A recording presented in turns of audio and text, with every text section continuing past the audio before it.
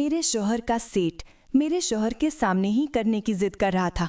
मैंने उससे बहुत समझाया कि मैं अकेले में आपको ऐसा सुकून दूंगी जो आप सारी जिंदगी याद रखेंगे। वो कहने लगा, मैंने अकेले में बहुत बार कर लिया है, लेकिन अब मैं तुम्हारे शौहर के सामने तुम्हारे साथ करना चाहता हूँ। मैं काफी मना करती रही, लेकिन वो नहीं माना। उसने मेरे शौहर को बुला लिया और सामने सोफे पे बिठा दिया। मैं और वो। मेरा नाम शहनाज है। मेरी उम्र 29 साल है। मैं लाहौर में रहती हूँ। मेरी बचपन में ही शादी हो गई थी। मेरे अब तो बच्चे भी हैं। बड़ी मेरी एक बेटी है जिसकी उम्र 6 साल है और 4 साल का बेटा है जो दोनों स्कूल जाते हैं। हमारे घर के हालात इतने अच्छे नहीं हैं। मेरे मियाँ एक सेठ के पास मुलाजिमत करते थे। मेरे मियाँ ने अपने सेठ साहब को कहा कि मैं घर का किराया नहीं भर सकता।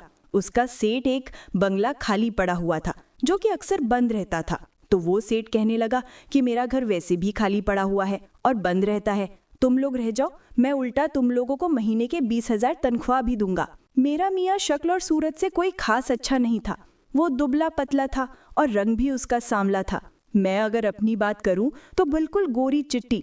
मेरी जिस्मत बहुत खूबसूरत बनी हुई थी। जो भी मर्द मुझे देखता था तो मदहोश हो जाता था और अक्सर लोग कहते थे कि मैंने ऐसे मियाँ से शादी क्यों कर ली जो कि एक गरीब भी है और दिखने में भी अच्छा नहीं है। मैं उनको क्या बताती कि मैं सिर्फ 15 साल की थी जब मेरे माँ बाप ने मेरी शादी वट्टे सट्टे के तहत की थी। मेरे भाई के लिए उन्होंने रिश्ता लिया था और मैंने अपने भाई की कुर्बानी दी थी। जैसे जैसे मेरी उम्र बढ़ रही थी, मेरा वजूद भी बढ़ रहा था और मेरे हस्न में भी निखार आ रहा था। अब जबकि मैं 30 साल को पहुंच चुकी थी तो मुझ पर हस्न की बारिश हो चुकी थी। एक दिन मेरे मियाँ के साथ उसका सेठ भी हमारे घर आया। मेरे मियाँ ने उसको अपने घर के हालात दिखाने के लिए लाया था, लेकिन जब उसकी नज़र मुझ पर पड़ी तो वो मुझे देखता ही रह गया। मैं तो ये समझी थी कि ये किन नज़रों से मुझे देख रहा है। मुझे ये बिल्कुल भी नहीं अंदाज़ा था कि वो मुझ पर इतना फिदा हो जाएगा और इतना खर्चा करेगा। खैर, उस टाइम तो 2 मिनट मुझे देखता रहा और ये बात मेरे मियाँ को भी पता थी कि उसका मालिक मुझे किन नज़रों से देख रहा है। उसके जाने के बाद मुझे मेरे मियाँ ने कहा कि लगता है कि मेरे सेठ को तुम पसंद आ गए हो। देखो सईदा, यही हमारे पास बहुत अच्छा मौका है अपनी ज़िंदगी संवारने का।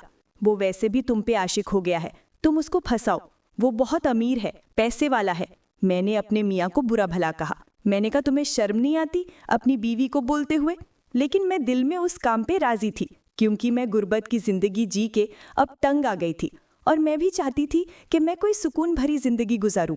आखिर कब तक हम ऐसे छोटे छोटे घरों में रहते रहेंगे और खाने को भी तरसते रहेंगे? हालांकि हमारी ज़िंदगी में ऐसे कई दिन आए और कई ईदें आई जब हमारे पास खाने को बिल्कुल भी कुछ नहीं होता था। क्योंकि मैं गरीब खानदान से आई थी, मेरी माँ ने भी ऐसी ज़िंदगी गुजारी थी, तो मेरी माँ ने मुझे यही नसीहत की थी कि तुम भी कभी भी शौहर को छोड़ के मत जाना और ना ही उसकी गुर्बत का उसको ताना देना। लेकिन अब मैं उनकी गुर्बत से बिल्कुल तंग आ चुकी थी। दिन ऐसे ही गुजर रहे थे। हमें सेठ ने उसका जो घर खाली पड़ा हुआ था वो हमें रहने के लिए दे दिया था। मेरा मियाँ सारा दिन उसके साथ होता था, वो रात में आता था। एक दिन मेरा मियाँ घर आया तो उसके हाथ में एक टच स्क्रीन वाला मोबाइल था। मैंने जब मोबाइल देखा तो मैं समझी कि मेरा मियाँ अपने लिए लाया होगा, लेकिन मैं तो हैरानी हो गई। वो मुझे कहने लगा, ये सेठ साहब ने दिया है, तुम्हें गिफ्ट किया है। उसने दिल में बहुत खुश हुई थी क्योंकि वो मोबाइल बहुत महंगा और बहुत अच्छा था। लेकिन मैंने झूठ मूठ कहा। उसको बोलने लगी, कहने लगे, तुम्हें शर्म नहीं आती? कोई तुम्हारी बीवी को गिफ्ट देता है और तुम लेके घर आ जाते हो। तो मेरा मियाँ मुझे कहने लगा, इसमें क्या बुरी बात है? सेठ साहब ने खुशी से गिफ्ट किया है। वो तो कह रहा था कि जल्द ही वो हम लोगों को दावत पे बुलाएगा। फिर मैं खामोश हो गई। उस मोबाइल में एक सिम भी लगी हुई थी। अगले दिन मेरा शौहर फिर काम पे चला गया। अब मुझे पता था कि सेठ साहब ने जब मुझे मोबाइल दिया है तो वो मुझे फ़ोन भी लाजमी करेगा। अगले दिन दोपहर को एक नंबर से फ़ोन आने लगा। मैंने जब कॉल उठाई तो वही सेठ साहब था। उस सेठ का नाम इब्रार साहब था। उसने मुझे अपना नाम बताया और मुझे कहा कि आपको गिफ्ट पसंद आया? तो मैंने उससे कहा कि साहब जी, इतनी तकलीफ करने की क्या ज़रूरत थी? ये तो बहुत महंगा है और मैं क्या करूँगी मोबाइल? फिर वो कहने लगा, सईदा, मैंने जब से तुम्हें देखा है मैं तो हैरान हूँ कि तुम मेरे मुलाजिम की बीवी हो। इतनी खूबसूरत! मैं तो समझता था कि शायद कोई गांव वाली औरत होगी जो ऐसी सांवली सी होती है, सूखी पतली, लेकिन तुम तो शहर की औरतों से भी ज़्यादा हसीन और खूबसूरत हो। यकीन करो सईदा, तुम मेरी बीवी से भी ज़्यादा खूबसूरत हो। सेठ साहब ने मेरी बहुत तारीफ की, जिससे सुन के मैं भी काफ़ी खुश हो रही थी। फिर वो कहने लगा कि तुम्हें कुछ भी ज़रूरत हो तो तुम मुझे बिला झिझक रात के किसी भी वक्त फ़ोन कर लेना। मुझे पता था कि मेरा सेठ इतना मेहरबान हम पे क्यों हो रहा था। वो शायद मेरे साथ अपनी दिली ख्वाहिश पूरी करना चाहता था, लेकिन जिस तरह मैं बता चुकी हूँ कि मैं अब गुर्बत भरी जिंदगी से तंग आ चुकी थी, तो इसलिए भी मैं उसके जाल में फंस गई। एक दिन रात को सेठ साहब का फ़ोन आया। वो मुझे कहने लगा, शहनाज, कल रात 8 बजे खाना तुम मेरे साथ खाना। मैं तुम दोनों मियाँ बीवी को दावत पे बुला रहा हूँ, और हाँ, अपने बच्चों को मत लाना। जब सेठ साहब ने बोला कि अपने बच्चों को मत लाना, मुझे बहुत अजीब लगा। फिर मैंने उससे कहा कि हम बच्चों को कहाँ छोड़े, यहाँ तो हमारा कोई जानने वाला भी नहीं है। फिर वो कहने लगा, 2 घंटे की तो बात है, 2 घंटे में तुम वापस घर पहुँच जाओगी। मैंने सोचा चलो ठीक है, सेठ साहब ने हम पर इतने एहसान किए हैं, हमें रहने के लिए घर दिया है और मुझे इतना बड़ा महंगा मोबाइल भी दिया है, तो मैं उससे मना नहीं कर पाई। मैंने उससे कहा कि मेरे शौहर को भी बता देना, क्योंकि लाएगा तो वही मुझे। आपके घर में तो मैंने आपका घर कभी नहीं देखा। वो मुझे कहने लगा, हाँ हाँ, मैंने उससे बात कर ली है, और तुम ना अच्छे से कपड़े पहन के आना, नहा धो के आना। मुझे पता था कि सेठ साहब ऐसा क्यों बोल रहा है, लेकिन मैं समझी कि अभी हमारा नया नया ताल्लुकात है, इतना आगे थोड़ी जाएगा।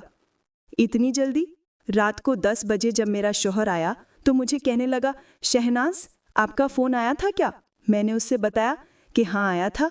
तो वो कहने लगा, हाँ, सेठ साहब हमें कल अपने फार्म हाउस पे दावत पर बुला रहे हैं। जब मेरे शौहर ने फार्म हाउस का नाम लिया तो मैं तो परेशानी हो गई। मैंने कहा, फार्म हाउस पे क्यों? लोग तो घर पे दावत देते हैं, वो हमें फार्म हाउस पे बुला रहा है। तो वो कहने लगा, हाँ, अजीब तो मुझे भी लगा, लेकिन मैं उससे मना नहीं कर पाया। फिर मैं खामोश हो गई। मैंने कहा, चलो 2 घंटे की तो बात है, आगे से सेठ साहब से बात कर लूँगी। खैर, रात ऐसी गुजर गई। अगले दिन मेरा शौहर काम पे गए। मुझे कहा कि रात 8 बजे तक तैयार रहना, मैं तुम्हें ले जाऊँगा। और दोपहर को 2 बजे मेरा शौहर वापस आ गया। उसके हाथ में कुछ सामान था। मैंने उससे पूछा कि इसमें क्या है?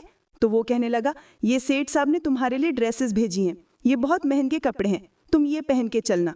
वो कपड़े जब मैंने देखे तो वो तो वाकई बहुत महंगे थे। एक एक जोड़ा 20 से 25 हज़ार रुपये का लग रहा था।